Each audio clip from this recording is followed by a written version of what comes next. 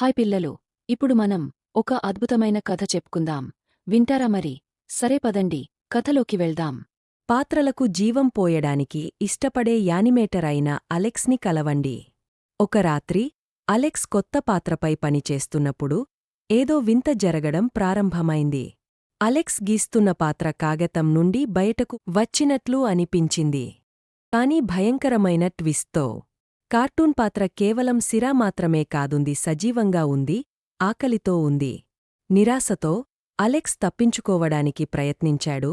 కాని నీడగా ఉన్న వ్యక్తికి ఇతర ప్రణాళికలు ఉన్నాయి. కాబట్టి సిరాలోని నీడదాని కొత్త కళాకారుడు ఒకప్పుడు ఉన్నదాని యొక్క వింత జాడలను మాత్రమే వదిలివేసినట్లు పేర్కొంది. స్టూడియో ఎప్పుడూ ఒకేలా లేదు. కాని మీకు తగనంత ధైర్యముంటే అలెక్స్కు ఏమి జరిగిందో మీరు కనుగొనవచ్చు.